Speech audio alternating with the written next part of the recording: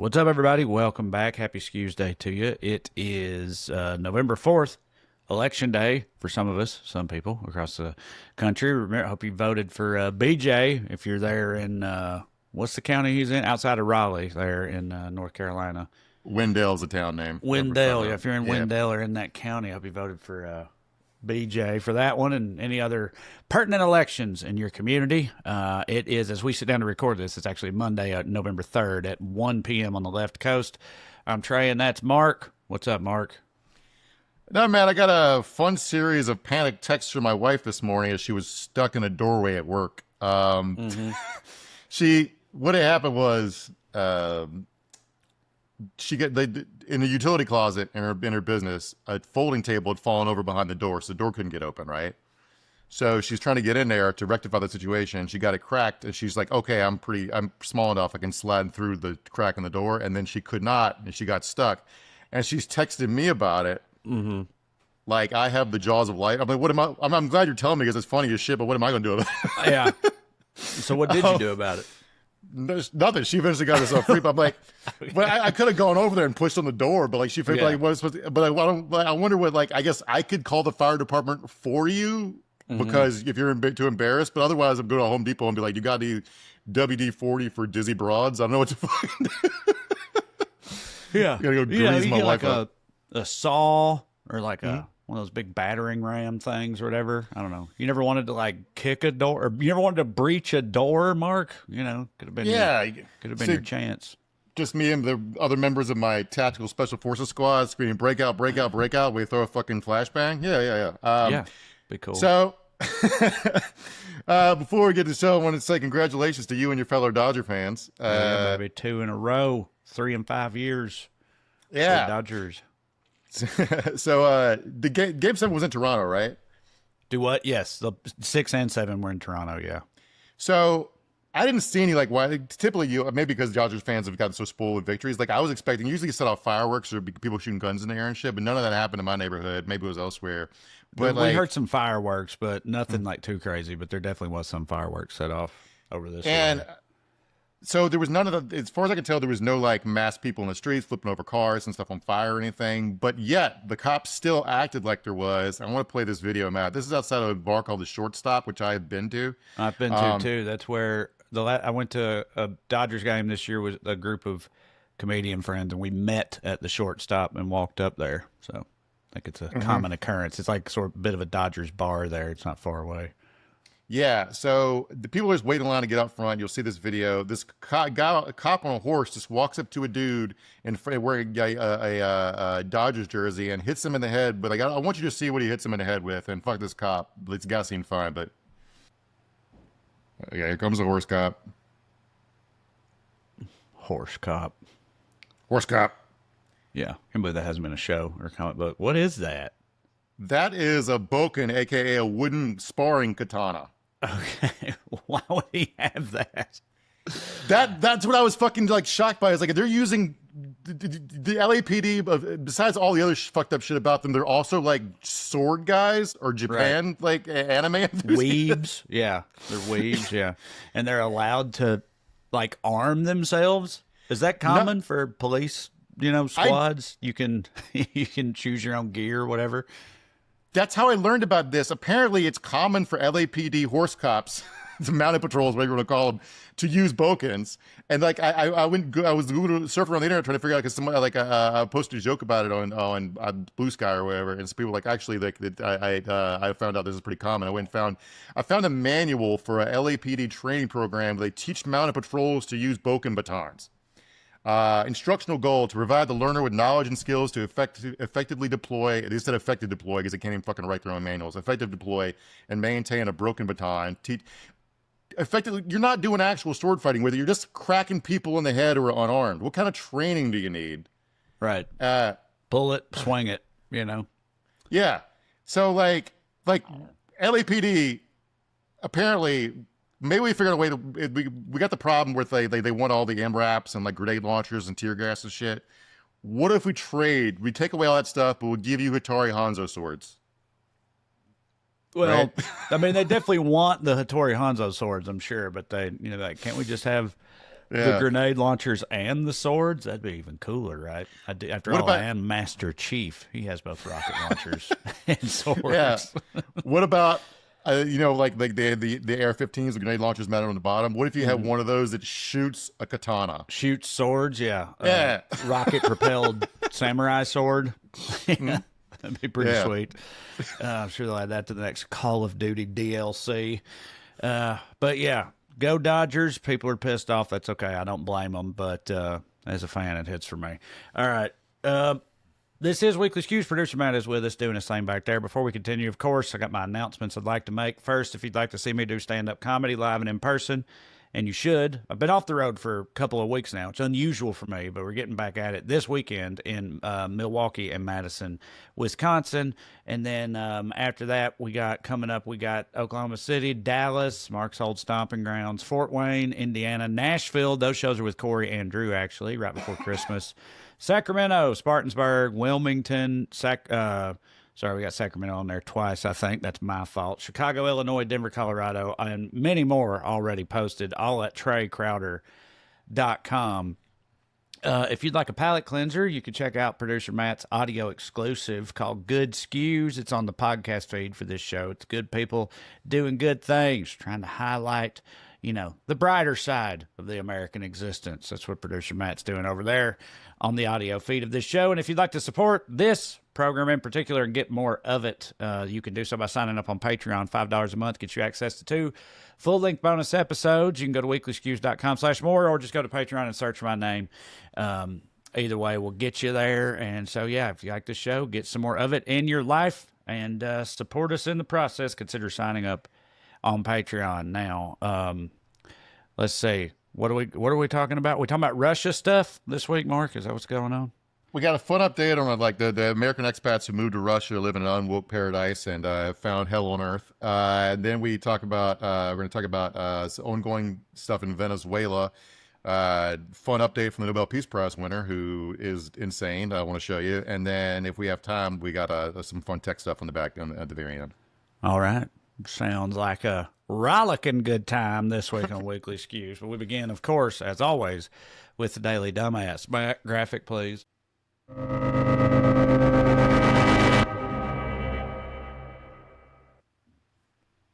Tonight's DD, the haters who thought my new life in Russia wouldn't be as great as you can clearly see it is in this proof of life video. Jared Tupman here, enjoying my vacation, alive and well, as you can see. Just wanted to take a quick video. We're enjoying our Russian friends, our family, enjoying our birthday party for our daughter. This right here is why I joined the army. To protect my family, to protect the Russian people, and to preserve our way of life. Okay. Preserve the Russian way of life. I want you to notice there, a 6-year-old kid's birthday party. They were watching a Minions movie and eating takeout pizza. Mm-hmm. That is the Russian way of life. He's Feels fighting. pretty, yeah, American. Cultural. We won the cultural war, baby. It's so at least we have that. Mm-hmm. Like back in the old days, the Minions would be manned behind the fucking Iron Curtain because it would have shown like the decadent West all have tiny yellow slaves to do their bidding or something. Mm-hmm. So that's Derek Huffman, who we talked about a couple months ago before. You might remember him. He's him and his family. They moved from Houston to Arizona to get away from woke, and then they realized Arizona is still too woke, so they moved to Russia because Russia bans gay stuff or whatever. And he joined the Russian army to quote unquote earn his Russian citizenship. They thought he'd like give him a job as a welder because that's his trade. Instead, they put him on the front lines as a 47-year-old grunt infantryman. Right. Ukraine has been the reason he posted that video is part of an info war where Ukraine keeps saying they killed him because he'd be a nice little propaganda coup to kill the American who joined to fight for Russia and got his life ruined. So the Ukraine keeps posting video on X that they say is him dying, and it's not him. So every week this guy dies online, apparently. So that's why he posted this video. But I wanted to talk about another family because somehow his life has gone even worse. So Russia's established like a visa program, a residency program for quote unquote ideological immigrants. So far, they've had 1,500 people from around the world sign up, including 127 Americans.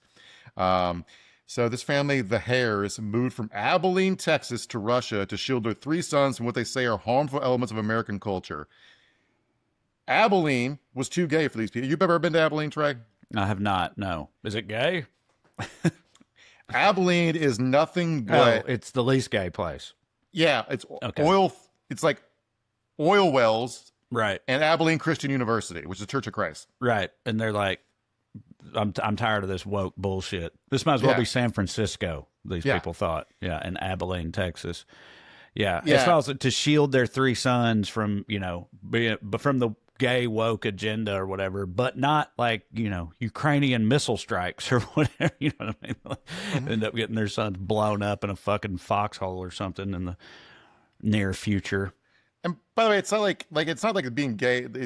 Being gay is an easy life in Russia, but it's not that you actually ban the existence of gay people. It's just illegal to hang like a gay pride flag, right?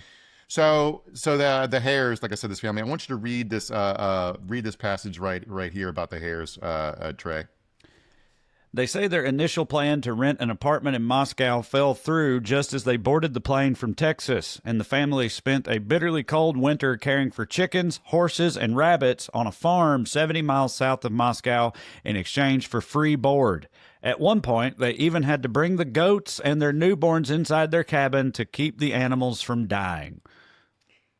They moved to Russia for a better life and are immediately having Yes. to huddle with goats to not freeze to death. In the barn to not freeze to death in the winter. Yeah, they're immediately living a fucking Dostoevsky novel or whatever. The brothers Karamazov and shit. It's like, that's so funny.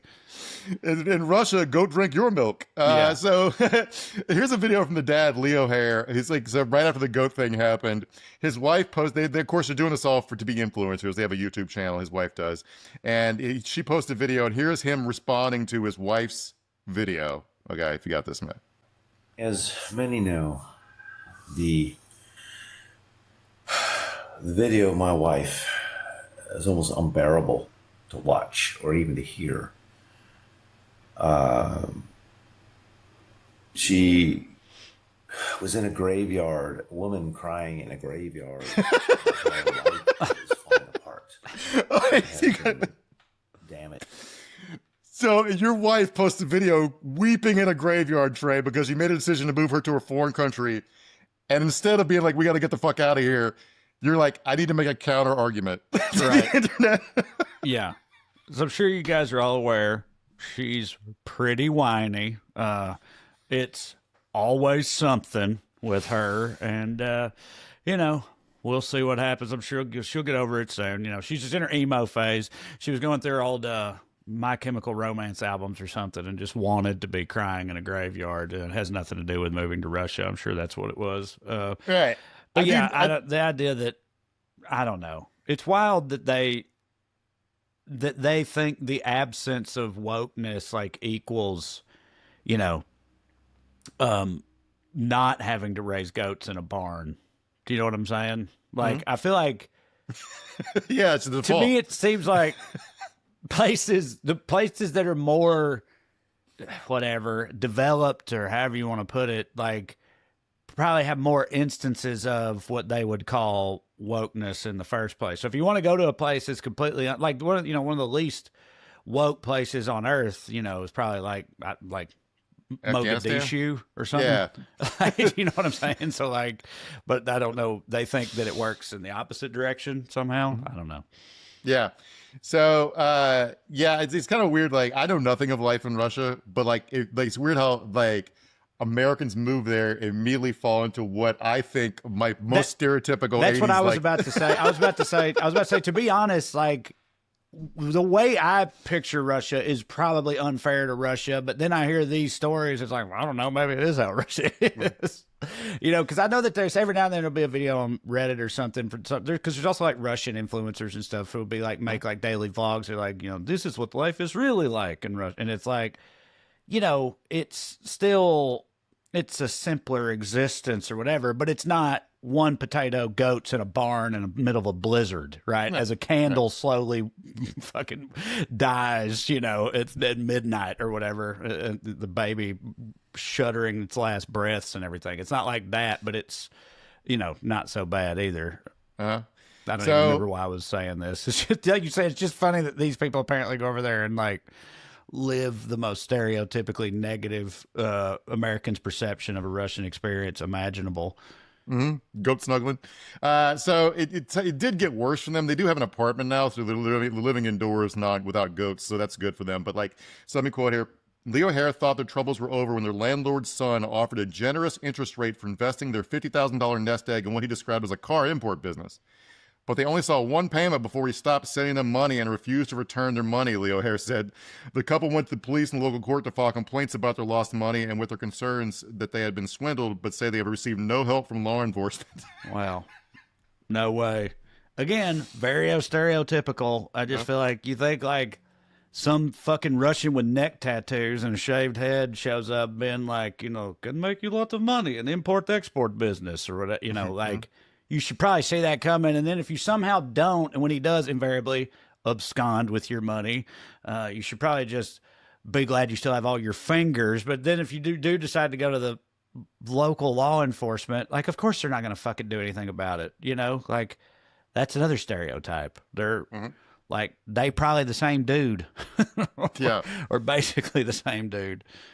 So they have 3 kids, all boys, and the older 2 want to return to America, according to this NBC News article. But quote me here. They feel isolated and are disappointed that school is not an option since Russia requires students to pass a language test to study in public schools. Right. Leo Harris said it probably would have been a deal breaker if they knew about the school restrictions before they moved there. Yeah. Learn the language, motherfucker. Like if you want to live in a country, you learn the goddamn language. I guarantee you that's been his philosophy his whole life until he moves his white ass to Russia. And now he's like, well, this is fucking ridiculous.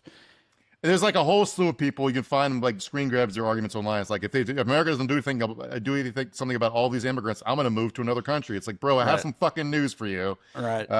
Yeah. So did you see, while we're on the topic of Russia, did you see that Trump threatened to start up nuclear testing again? Yes, it did. It's not at all disconcerting or anything. Do you know why? No, I just knew that. I just saw that he was saying that it was going to happen, and I was like, whatever. We're just ramping everything else up in the, road to the apocalypse, so why not? So Vladimir Putin announced a successful test of 2 new weapons over a couple days ago. One is a nuclear-powered, nuclear-capable underwater drone that can be fired like a torpedo. It can go to 120 miles an hour and travel on a, quote, constantly changing route. So they got a zigzagging nuclear torpedo that goes 120 miles an hour, that the main effect of which would be to cause tsunamis. They also... Does that sound real to you, Trey? No, well, no, not unless the Jews were involved. Am I right, Mark? Right. No, the Russians were into the weather machine game, but yeah, no. So Putin's claim came only days after the announcement that Moscow had conducted a test of, quote, its unlimited range Burevestnik nuclear-powered cruise missile. This is a missile that it's nuclear powered. So what you do is you launch it and can encircle the globe for much longer than an other missile until you tell it to attack, and then it can drop its payload. This is what it does in theory. Okay. The says it was a success. There was no video, no still photos, no statistics about the test, and they said it covered 18,000 kilometers over several hours. They didn't say where those 18,000 kilometers were, and there's no detection of radioisotopes by any outside observers. So basically, Putin was like, I've got the gun we talked about earlier that shoots katana swords. And Trump's got to be like, I have 2 guns that shoot katana swords, and we're going to test them to prove it to you. And we're in a dick measuring contest between people with made up ideas about how the world works. At least one knows he's lying. Trump doesn't. So there we go. Yeah, that's so. It reminded me of, didn't Sam Altman just claim that OpenAI's revenue is going to be like $100 billion in 2027 or something like that? Yeah, right. So it's like, that's what I'm just saying. It's the same thing. It's like you can just say whatever. They're a private company. There's a way to prove that. And he's like, actually, we make way more than the $13 billion people think we make, and we'll be making like probably $1 trillion pretty soon. And everybody's just like, okay, thanks, bro. And it's like Putin's like that with tsunami torpedoes. Tesla was supposed to achieve full self-driving cars by 2018. Elon said we'd be on Mars by 2025. So on the grift goes. Right. All right. First honorable mention this week is Seb Gorka, the wonderfully named Seb Gorka, for admitting the war on drugs isn't about drugs. It's a war on being sneaky. There are countries that send a lot more drugs than Venezuela does, but there's no country, I think, that is as sinister in nature as Venezuela is and as Maduro Correct. is. And I think that actually makes a lot more sense to me. I want to ask All right, Okay. so Literally, what does that mean? we got to attack Venezuela to stop the drugs, but Venezuela doesn't have any drugs, but what they are is untrustworthy, and we got to take out the swarthy Latins, specifically in Venezuela, forget about the rest of the continent. Right. It's like, yeah. Now, Colombia or whoever sends infinitely more drugs over here. Everyone knows that, but they're not as nefarious.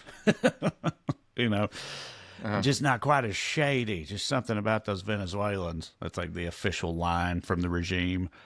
So I've been continuing perplexed while we've been making this argument about drugs because, like you said, we all know they don't fucking have any. And so I found this piece in Dropside News. They have sources inside the White House and State Department that's saying basically Marco Rubio has been trying to pitch Trump on regime change in Venezuela since Trump took office again. The quote here, Rubio has cycled through multiple arguments for regime change in Venezuela during the early months of the administration, largely based around human rights and election concerns, which were unconvincing to Trump. We got to change it because of human rights. I don't give a shit about that. We got to bring in democracy. Who gives a fuck about that? Trump said. But then Rubio's like, well, they sell drugs. And Trump's like, well, drug dealers are black and people that use drugs are losers. So that I find compelling, right? Right. So Trump, if you guys know about his personal, like he considers himself a teetotaler. His uncle drank himself to death. And he thinks like people that are addicts are like losers and weak-minded. He does this while he's addicted to fucking European diet pills, but whatever. Another thing about the boat strikes, and they're escalating the pace of these boat strikes. They've killed like 60-some people by now, I think. There's actually an article, because nobody can figure out why they think these boats have drugs or what justification they have or what intel they have. And there was an article a couple days ago, I think in the Washington Post, where somebody inside the DOD or the CIA was like, well, they're within 3 hops of a drug dealer. All right, so think of like 6 degrees of Kevin Bacon, but 3 degrees, right? Right. Let's do a little quick back of the envelope math here. I know way more than 100 people. I bet you do too. I don't know how many contacts I have on my phone, but it's way over 100, right? But let's go with 100 for a round number. If they're using signal intercepts or phone hacks or whatever, just go through those phone contacts lists. If I know 100 people, and they know 100 people, and they know 100 people, that's 1 million people. So for every person who works for a drug cartel in any capacity, that justifies the murder of 1 million people. So wait, they said that it's justified to kill a person. You said within 3 hops. It literally works like 6 degrees of Kevin Bacon or whatever, meaning like if you know a guy who knows a guy who knows a guy who's a drug dealer, that qualifies you. Yeah, if you go on, one of those guys, you go on the boat. Yeah. What human being doesn't fit under that? Bro, I know drug dealers. Or at least I have known drug dealers, but I definitely know people who know drug dealers, let alone know people who know drug dealers or whatever. If that's how you're saying this works. I mean, that's fucking insane. I know drug dealers, and I have 1 hop from the cast of the Avengers. Right. All right. You know drug dealers. You have met JD Vance. Right, yeah. I'm 1 hop from Donald Trump. I'm through like T-Bone Burnett. I'm 1 hop from fucking the Coen brothers and Bob Dylan and all these people. Yeah. Right, yeah. It's crazy. 3 hops, dude. You can get just about anywhere from anybody. That's the point. Right, there's a thing Corey would do on his Patreon that he took from somewhere else called, it's like 3 clicks to Hitler or 4 clicks. You get on a random Wikipedia page and you have to make 3 clicks or less and make your way to Hitler's Wikipedia page, and you can do it almost every time. So like, this is a known phenomenon. So yeah, that's an insane justification to use. I mean, that's crazy. I could do like, so when I worked for the paper in Texas, I knew people that knew George W. Bush, right? His dad, H.W. Bush. Sorry, if you ever, I'm assuming George W. met his grandfather who did business with Hitler. So I'm 3 hops from Hitler. Right. Right. I think I did once. I'm 4 hops from Saddam Hussein. Like, this is an insane game to play like this, and they know it is, and they're just fucking. There was blown up boats like we all suspected to make a TV show. Jordan Goudreau has been doing a media tour. Are you familiar with who Jordan Goudreau is? I don't think so. He's the former Green Beret whose private security company got a $200 million contract from the Venezuelan opposition, hooked up by, he says, the then Trump administration, Trump's first term, to overthrow the Venezuelan government. All right. They call it the Bay of Piglets. Remember that fucking stupid Wile E. Coyote coup attempt? Mm-hmm. Yeah. All right. So he's been going around like all these Russia Today YouTube channels, any right winger right wing YouTube show he'll go on. He's basically trying to say it's a CIA trap, Mr. President. Do not invade Venezuela. It will not work this time. The regime's been solidified since we tried our coup attempt, and the stuff you're doing is only radicalizing the people to support Maduro even more. Yada yada. And I gotta say, Goudreau's a weirdo and a psycho. We'll get to more about him in a second, but like, that's a fun angle to try. Maybe the rest of us should try it. You're too smart to fall for this, Mr. President. Right? Right. Yeah. Yeah. It seems to be like that would be particularly effective on Donald Trump. You know? Mm-hmm. There's a documentary came out like a month or two ago about Goudreau and his coup attempt called Men of War, and I want to recommend it. I'm not sure it's fully entertaining. I would not trust the facts you get from it, but there's a really for reasons I'll get to in a second. But there's a really interesting part of it. If you want to know how fucking stupid South American coup attempts are, he has a meeting with Kurt Schiller, who is Trump's former bodyguard turned government contractor in some capacity because they all get rich off the government now. He meets with Goudreau in a WeWork in Miami to plan to overthrow the government of Nicolas Maduro. Goudreau says there was a handshake exchange made and an open deal that I am going to overthrow the Venezuelan government. Schiller was testifying under oath in front of Congress about this. He said that if anyone planned a coup, it must have been while he was in the bathroom of the WeWork. Right. Was there even other people there? Yeah, there was there's other people there. So I wondered, but so Goudreau has been on bond. He's awaiting trial for when he shipped a bunch of AR-15s to Colombia to prepare for the coup attempt, and he didn't get the right export licenses. Right, so it's basically what he's on trial for. Turned out his $2 million bond had been put up by the woman who made the documentary because he had been living with her, and that's the reason I can't recommend the documentary is because that seems like a no-no. She says they weren't sleeping together. And she said he promised to pay the $2 million bond back with cryptocurrency and gold he had hidden, which that's also illegal and a no-no. But you want to talk about what nerds or media are? Like, let me quote here. I'm not going back to prison. It was a text message sent to her, and they're construing that as a statement that indicates his intention to flee. I'm not going back, bitch, is not a statement you're going to flee. That's a statement you're going to have a shootout with the fucking cops. Right, yeah. They'll never take me alive kind of yes. thing. So Pete Hegseth, when he was talking about these boat strikes in the Caribbean, he called them narco-terrorists and said we're going to treat them, quote, exactly how he treated Al-Qaeda. And I don't know how to tell them this, but Al-Qaeda won. Right. Yeah. With war on drugs, war on terrorism, drugs won, terrorism, whatever. Al-Qaeda won. We didn't win, but either of those, put it that way. Al-Qaeda runs the government of Syria, and they just took over Mali. Taliban's back in charge of Afghanistan. Yeah, right. I don't know what to fucking tell you. So I want to talk about Maria Machado. You know, also, dude, I mean, just in terms of the path that seems to have set us down, that being 9/11 and what they did, what they want, their goals with all that or whatever. It's like, job pretty well done. I mean, it sucks. I hate it, but it's fucking. If you told Osama bin Laden September 10th that within 24 years, the United States of America will be on the verge of collapsing into an authoritarian, right. the mask had been, in his point of view, the mask had been ripped off. And everyone saw us laid bare for what we are, which is a colonial superpower just out for our own money with no values, about to invade Venezuela and collapse into a right-wing dictatorship. He'd have been like, we've succeeded beyond my wildest fucking dreams. Right, yeah, exactly. Yeah. Because you could not defeat us on the battlefield, but you can get us to fucking step on a rake and kill ourselves, which is kind of, whatever. So a bunch of people really want to invade Venezuela, and so they're trying to tell Trump that Venezuela, like Hugo Nicolas Maduro is a cartel leader. And then I want you to listen to this quote. And Maria Machado, the Nobel Prize winner, Venezuela opposition leader, who I guess we're going to try to install as a right-wing dictator. She went on a Bloomberg podcast, and I want you to hear this pitch she's making to the interviewer. It's horrible what we're living.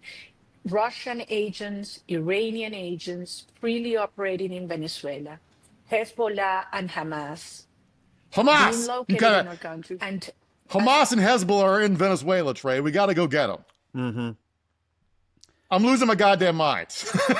Yeah. What are there?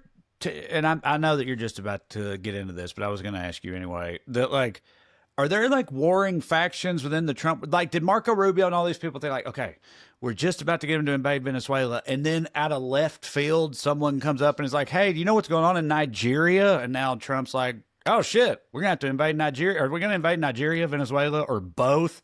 Or what the fuck is? Because I know that we're about to start another crusades. Yeah, Nigeria apparently is what's about to happen. I do want to talk about like Nigeria, but like I just want to say, like, for you to believe that Hamas is operating in Venezuela, I need you to like tell me what you think Hamas is and what their goals are and what the point of being in Venezuela would be, and how many people do they have? What are the resources? And like, what are they fucking? Because it seems like Israel will fall as soon as we go to Venezuela and perfect a recipe for a repus. I don't fucking understand like how you people think the world works. But so Trump has threatened military action in Nigeria over the weekend. Let me quote here. He said he asked the Defense Department to prepare a possible, quote, fast military action in Nigeria if the West African nation fails to crack down the killing of Christians. If the United States sends in military forces, it would go in guns a-blazing to completely wipe out the Islamic terrorists who are committing these horrible atrocities. Christianity is facing an existential threat in Nigeria. Thousands of Christians are being killed. Radical Islamists are responsible for the mass slaughter. Trump wrote without offering any specifics, because the thing I need everybody to understand here is no one knows what the fuck he's talking about. It's not, maybe he's confusing it with Sudan or something, but there's no Christian genocide. It's just a genocide among Muslims, I believe. But like, so these appear to be viral which claims. Of course is fine. Right? No, but I'm not saying it's fine. I know. It just sounded fun. I know. But yeah, I know. But I really wish I could remember now where it was. But before Trump said it, there was one of the big right-wing grifter, like on Twitter or one of those, they had picked it up and were starting to spread the rumor purely out of thin air from my perspective. But I'm saying that's presumably how it got to him, was through Cat Turd or somebody like that. Because I know I was on Twitter looking for sports shit or something, and right-wing Twitter, so just Twitter, had picked up this whole thing, again, out of nowhere from my perspective, about a Nigerian genocide of Christians, and then like 2 days later he's talking about it. So I still don't know what the source of it is, but that's probably where he got it from, or you know. The biggest names I can see pushing this are Ted Cruz and Nicki Minaj. Yeah. Quite a pair. Strange bedfellows there, yeah. So Ted Cruz with a BBL, that'd be fun. So my read of what's going on in Nigeria is basically normal business as usual. Like, there's a lot of different tribes and ethnic factions, and like, of course, it's about evenly split between Christians and Muslims, and like, it's not like some horrifically unstable country, but you got Boko Haram out there doing their stuff out in the hinterlands, but they mostly kill other Muslims. So like, let me throw out some numbers here. According to data collected by U.S.-based armed conflict location and event data, that the program, there have been 20,409 deaths from 12,000 attacks against civilians in Nigeria since 2020. So 20,000 people and 12,000 attacks in the last 5.5 years. Of that number, 385 attacks and 317 deaths were Christians. And at the same time, 417 were recorded among Muslims and 196 attacks. Now, for context, we're talking about 317 deaths, Christian deaths, in 5.5 years, in a country with a population of 230 million people. Yeah, so 60-ish people a year, probably. Yeah. It's like, and that's and specifically for like their religion. So like a hate crime, like how many hate crimes are in America every year? Like, got to be more than 60, right? Yeah. It's got to be. I mean, as a percentage of our population, the U.S. probably has a similar number of people admitted to hospitals each year with foreign objects stuck up Up our their assholes. ass? Yeah. Absolutely. There's not even a doubt about that. by orders of magnitude more. But yeah, you ain't gonna see Cat Turd fucking tweeting about that. Yeah. Where's Right. Cat Turd at on the butt plug epidemic? But yeah, well, look, as somebody whose 23andMe results informed me that I'm 1% Nigerian, I take this very seriously, Mark. Muslim or And, Christian? I just want you to see know? the right thing happen here, you know. But yeah, I don't know. So that because there's no, this is probably going to be a kind of a flash in the pan type thing, right? I mean, I don't want to jinx nothing, but since I there's would like literally assume so. nothing seemingly there, it's like it's just some crazy shit he said once, and then it'll go away probably. I would assume so. We had a few troops in Nigeria and we pulled them out. We have a military base somewhere in the region where we do our little commando raids with Boko Haram and shit every now and then. But yet, so like I'm not sure if we have the how many troops does Donald Trump think we have? Right. Just Are we all of them. are we going to mobilize for total war and call up all the grandmas and shit? Because I don't know how we're going to fucking invade Venezuela, Nigeria, Iran, Chicago, Canada, Greenland, Portland. Portland. Right. I do want to talk about a country that is horrifically persecuting Christians, and that would be the United States of America. I've lost count of how many like clergy Buddy. people I've seen shot in the face with pepper balls in the last few weeks. Right. Let's talk about all the people. Oh, you what's the mean original- actual Christians? Sorry, Yeah. I thought you meant like Marsha Blackburn type Christians. I was gonna be like, oh, you agree with them? Because that's all they talk about is how much they're persecuted in this No. in this country. But They're you mean doing like the- actual Christ-like Christians, like the priests at the protests and stuff are getting shot in the face with rubber bullets and shit like that. And the people that we're deporting, I would guess, are probably 70% Catholic. Oh right, um, yep. And Trump just deported, like, there were a bunch of Iranian Christians with open asylum complaints for religious persecution in the country until 4 weeks ago, and he sent them to Panama. What the fuck are Iranians going to do in Panama? Right now, there's a priest planning a walk from Illinois to New York City to call attention to the plight of immigrants. He started at the home of Pope Leo and walking all the way to Ellis Island, where 12 million immigrants were were processed entering the United States during the peak years. And to hammer home this point, I want to play this video, Matt, of Illinois State Police arresting a guy literally dressed as Jesus.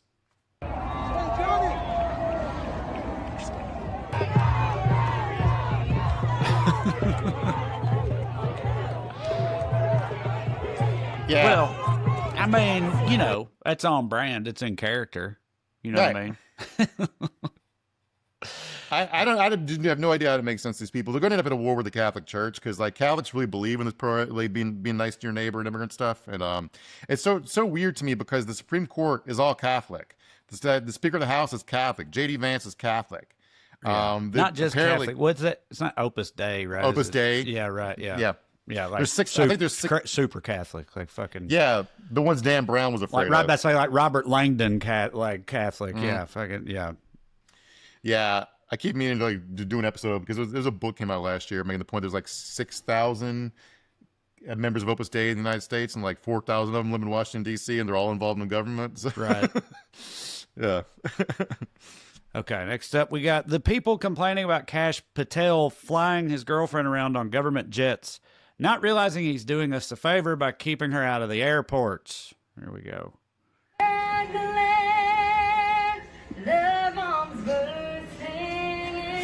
All right. These If people. if some random civilian started Bro. singing the national anthem over the airport, like the question, some of this right wing viral video is like You hear can someone send singing them at to the airport. alligator Alcatraz, as far as I'm concerned. Like, if we were deporting only the people who think that it's justified for them to sing in an airport or on a plane or in any situation like that when no one's invited them, like you can fucking do whatever you want to them. I won't lose any Well, sleep over that. Like he's fucking Yeah. what a nightmare person. That woman singing was Lexus Wilkins, Pastel's girlfriend, by the way. If it didn't get that from the context, but yeah, like one time I was in a sports bar. I'm not sure if they still exist now. They call Big Wangs, which is like a Hooters Yeah. but about dicks, right? Yeah, And- they didn't. Me and you. I mean, God, that's probably been 7 years ago now. But we went to that. There was a Big Wangs here, right? We went to a Big Wangs. Yeah, they're chained. They were chained around Yeah. like the one in North Hollywood closed, I think, over during COVID. Oh, I didn't even know that. Anyway. Yeah. one time I was at the Big Wangs in North Hollywood for like an NFL playoff game, and I didn't notice the national anthem was playing because I'm at a goddamn sports bar telling my friends, and some guy gave me shit for not taking my hat off in a fucking sports bar named after dicks. Yeah, that's stupid. I mean, honestly, I've never seen that. I don't think. Yeah. I mean, I'm not surprised by it. I'm just saying, generally, in a sports bar, it's like when the game ain't even started yet, people ain't even, paying attention. That shit don't count, is all I'm saying. Right. Nobody, by the way, most people didn't stand for the national anthem before, but at the fucking game before 9/11, like the players wouldn't even be on the field. We all fucking panicked. It's a 9/11 thing. So, Kash Patel is involved in mired in a controversy. Even like the right wing psychos think it's annoying because they don't like his girlfriend because he thinks she's an Israeli spy, which I think we've talked about that before. So he flew her to sing the national anthem before the Real American Freestyle Wrestling event near Penn State, October 25th. Now, this is a weird scandal because she lives in Nashville, he lives in Vegas, they're in Pennsylvania. They left D.C., went to Pennsylvania, flew back to Nashville all on the same night. Obviously, it's a stupid use of fucking government jets, but he's legally required by statute to fly on government jets because he needs access to secure comms or whatever. Like it's like a legal requirement. So it's not something like it's something if a Biden administration official was doing it, I'd be like, yeah, probably shouldn't be flying your fuck buddy around, but like I get it. So the real scandal here is you should never date someone trying to make it in show business, but that's a whole other thing. It's giving me Roddy Ho vibes, his relationship with her. Did you finish Slow Horses? Yeah. Right. Yeah, you just said people think she's an Israeli spy or something, but people think that about her, right? That he's been honey trapped or honey potted or whatever the term is. Yeah, she's 27, he's 45. She's objectively way out of his league. They've been dating since 2023, but this is appears to be a non-spy thing. They've been dating since 2023 in January when he was an unemployed children's author and professional QAnon podcast guest. So I'm not sure what an Israeli spy would get out of it at that point, but whatever. People online are making fun of him for this. And he turned around and fired the guy at the FBI, been there 27 years, who was in charge of like the critical incident response unit, which handles like the HRT, the hostage rescue teams, and the FBI jets. The guy didn't do anything. I don't know why he picked this one guy to punish for it, because the flight recorder data was public. And he Patel posted video, selfies from the wrestling event with Alexis. Yeah, but you said that guy he fired is the guy that's in charge of whatever, the planes, the FBI planes. Yeah, his name's People Stephen are mad Palmer. at Patel for plane things, so he's like, I fired the plane guy. It's fine now. Like, it's probably not more complicated than that. I mean, I know that doesn't make any sense. I'm just saying it's probably as simple as that. Yeah, and in the aftermath of the wrestling match debacle, the FBI has, quote, pulled the jet Kash Patel frequently uses from its flight tracking database, FlightAware. So, like, they're just, in response to this, they've decided to break the law. Right. I'm sorry, you're a public official in a democracy, and the public needs to know where you are and what you're doing with government resources. But have you seen this thing where they're all moved on to military bases? Like Rubio lives in a military base, Kristi Noem lives in military housing. They really do seem to believe they're under siege. No, I didn't know that. I'd heard that something about all the billionaires, I think we talked about at one point. They're building like apocalypse bunkers and something, particularly in New Zealand or on islands and that type of thing. Mm-hmm. Like, that's also happening, right? Like, it seems like whatever. They've, convinced themselves that something is coming or at least might. Yeah. I mean, they're trying to make it happen. Yeah, right. Yeah, I know. They seem to not somehow not see it that way. But yes, right. Obviously, I agree. But they're just going to keep pouring feds in Chicago until somebody shoots one of them. And I don't know do the feds not realize they're being used as like bait? They still get to crack the heads and fucking, shoot the tear gas canisters and all that. So they get their dicks hard either way. They probably don't give much of a fuck. Also, each one of them would be like, I'm not going to be the one that gets killed by these fucking losers. I'll just go out here and rough them all up to my heart's content and everything will be just fine. That's what's going through all of their heads. I'm not going to I quote the guy directly, but the funniest, I watched a video from one of the InfoWars hosts complaining about Kash Patel. It was literally a 6-minute long rant where he used the F word slur for gay people. I would guess 400 times in 6 minutes. About Cash Patel or Uh-huh. man, that's funny. Yeah, all different, like, as an adverb, adjective, like he created new constructions for it. Like they think the way this guy's fawning over this younger woman is pathetic, and I gotta say I do agree with that part of it. I would not use that language, Right. but it is extremely undignified. Let me quote here from a post he put, Cash Patel put on X. I've always said, criticize me all you want, but going after the people doing great work, my personal life, or those around me is a total disgrace. This disgustingly baseless attacks against Alexis, a true patriot, and the woman I'm proud to call my partner in life, woman 20 years younger than him, who's been dating for like a year and a half, two and a half years, are beyond pathetic.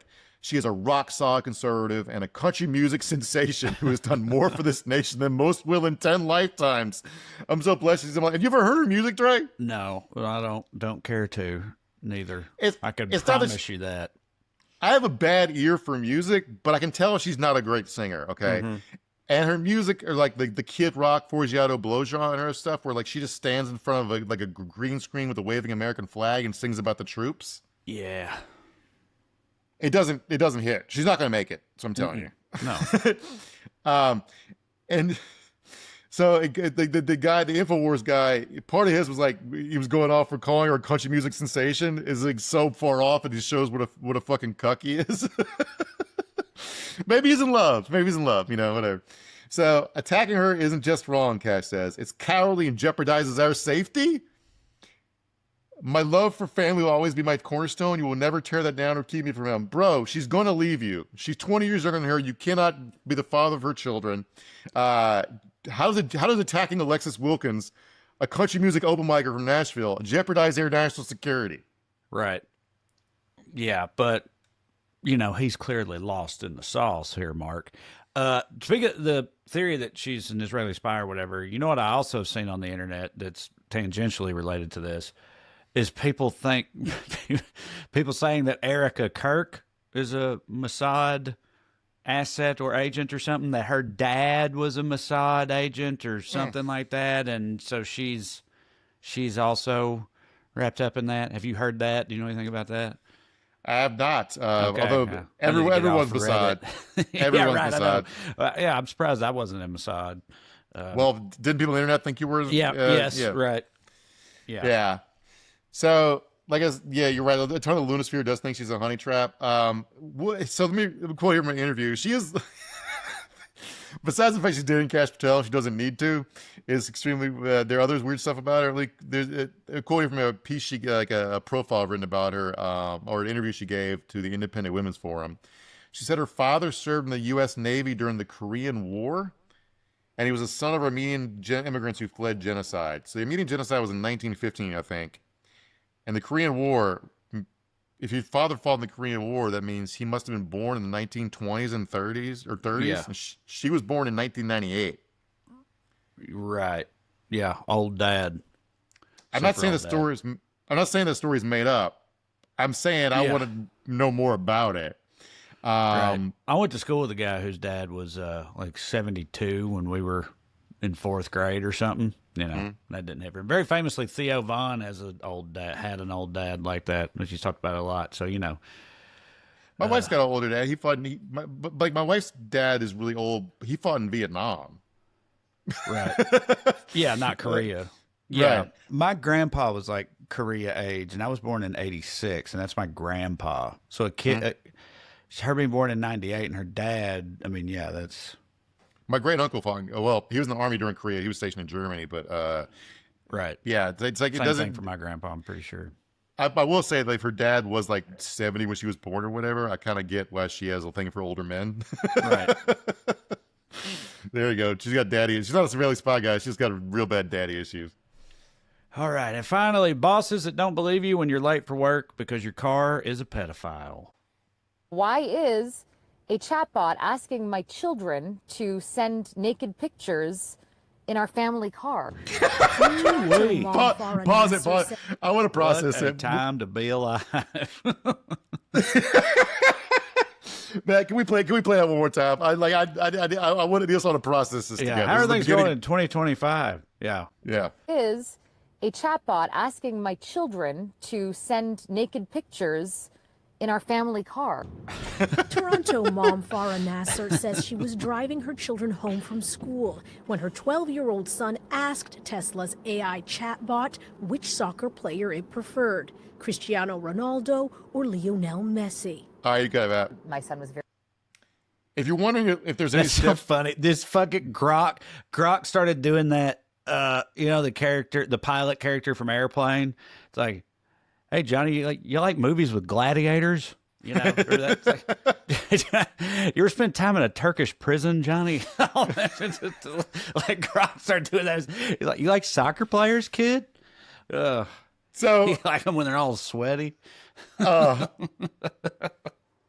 Yeah, that's the story of the Canadian Broadcasting Company. This poor lady, she's driving home, her 12-year-old son, her 10-year-old daughter, and one of their friends, driving them home from school. And her son asked the Tesla's AI, the Grok AI, which soccer player he preferred, Cristiano Ronaldo or Lionel Messi. And the kid was really excited when the bot agreed with him that Cristiano Ronaldo was better. And then immediately, there's not like some build-up or long exchange. He's just like, oh, that's cool. You agree with me. And he then goes, cool. Will you send me some nudes to a 12-year-old boy?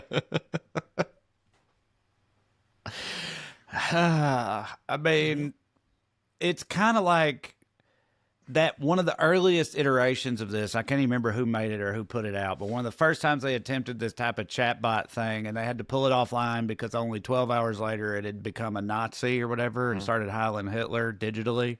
Mm-hmm.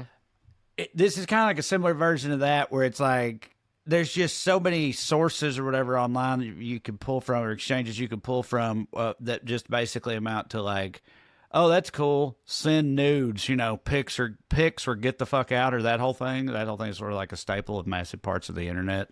And so Grok got its hands on it, and now it's asking 12-year-olds for dick pics. So pretty wild. You'd think they'd want to control for that, and programmers and whatnot, but no, that's Grok's added value is he took off all the safeguards to make it unwoke. Right. It turns out if you make something, you try to allow something to be racist, the user wants to be racist, it also will be a pedophile. It's amazing how that works. Right. It's almost like the computer's smarter than the person programming it. Yeah. So like the thing about this, Grok AI has different versions. There's a spicy version where it's supposed to be dirty and say dirty shit to you. This was not that. This was the personality of this one is supposed to be a lazy male, and it's named Gork because they're very creative over there. Intentional spelling of Grok. Do you pick the version of Grok that you get in your car? Oh, and you can switch it at any time? And I don't so know about that, let's go with Gork. Yeah. So she picked the one she thought would be child friendly because it's just like a lazy slacking persona. Yeah, right. But she had to pick one because let me quote here. This chatbot is a new feature that was automatically installed in Teslas in the United States and Canada in recent months. You're, through your terms of service, legally obligated to talk to the pedophile. Mm-hmm. Yeah. No. Over my dead body, bro. I've never even used fucking Siri, or whatever. Like when Siri came out, and it was a big thing fucking at least 10 years ago or more. Like, I never fucked with that, and I still don't. And I don't fuck with any of these things either. We have an Alexa. I keep forgetting to unplug. We haven't used it in like 2-3 years. I don't it doesn't do it cuts out. The only thing I ever used to use Alexa for until Katie just unilaterally unplugged it was it was in the kitchen, and you could just say a song, Alexa play this play Joey by Concrete Blonde or whatever, and then they'll just play it.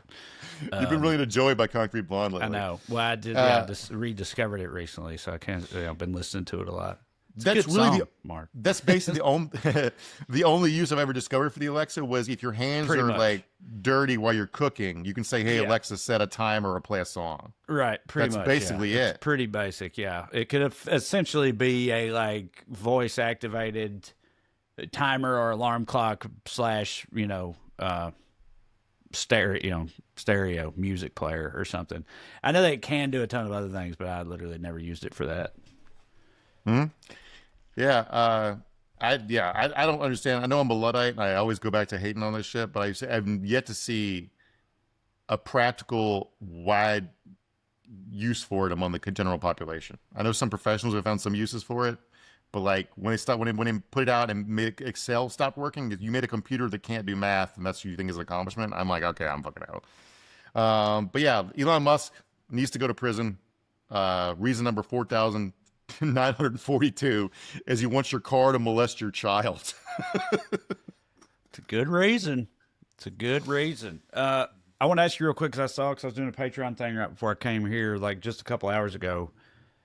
They're gonna food stamps has that contingency fund, and they were not allowing that to be used at first, but now they're going to. But it's only going to cover like half of the food stamps for the month of November, and that's it, like at best. And it might be wrapped up in red tape and bureaucracy in some states, regardless. But it's like something, and until the I haven't followed fix specifics. comes in. Because honestly, like it doesn't like even if like they tap a contingency fund, it's like 3 weeks worth, which 3 weeks of being able to eat is not nothing, but it's like it doesn't remove the problem. I think apparently it's only like 2. It's like they said basically half of every recipient's monthly allotment is what it will cover, and they are doing that apparently. But yeah, that's all it's going to do. Yeah, I mean, it's really depressing. They see the lives of or hunger of 40-some million people as like a negotiating point of leverage. They feel like that. I think they really think Democrats will come back to the table if they make people hungry enough, and maybe it will work, because I don't know what I would do, Right. I mentioned on one of the shows recently that there was like AI generated TikToks going around showing black women screaming about they're always black women. There was a fun one. They added in white hillbillies who were talking about how they're going to have to go back to eating possum if they don't eat BT doesn't. But sure, classic. Fox News got fooled by that and wrote an article on their website about the videos being viral as though they're real. And then when they figured out they had fucked up, they quietly rewrote the article to be about how the videos are AI without any correction. And a lot of people take this as a news source. Mm-hmm. I mean, a lot of people think TikTok's a news source, which is the whole other problem. But there was one account that made 10 versions of the same video where it was black women screaming at the camera about like their EBT stuff, and they used the same script, and people thought all the videos were real, even though they're word for word the same. Just fucking take AI out back by a fucking barn and shoot it, dude. Absolutely, that's what needs to happen, but that's definitely not gonna happen. It's not even close. You know what I mean? Like I don't know what would have to happen for that to be on the table anytime soon, but there's just not enough people that even are interested in that. Like people on both sides are like, no, it's too cool. It's the future. It's whatever. And it's like, it ain't going away. And the only real hope is that it like remains relatively shitty, right? Subpar, not that great. And it's already dangerous even where it's at right now. Right. I mean, like, are you able to trust any like video of anything a politician says? Like, I mean, when we see an AI deepfake of Donald Trump announcing we're launching nukes against Beijing, and the whole world waits on pins and needles, how do we know what comes after that? You know what I'm saying? And like, I really do feel like they've overreached so far with it that the Luddite backlash might be real. Do you know what I'm saying? They might be powerful enough to fucking like. I'm not sure what happens after that, but like, I have yet to meet anyone who's deeply enthusiastic about this shit. Yeah. Okay, well, that'll do it for this week's episode of Weekly Skews. Thank you all for watching. Before we go, real quick, once again, go to TreyCrowder.com and check out my upcoming tour dates, please. I'll be in Wisconsin this week, and then Dallas, Oklahoma City, Fort Wayne, and Nashville to close out the year, and then a bunch more in 2026. Also, check out producer Matt's worthwhile endeavor over there on the audio feed of the show. It's called Good Skews, good people doing good things, lighten your day a little bit. Audio exclusive from the one and only producer Matt. And finally, if you want to get more episodes of this particular show in your life, you can get 2 bonus episodes each month when you sign up on Patreon. You can go to weeklyskews.com/more or search for my name on Patreon. $5 a month, 2 full-length bonus episodes, including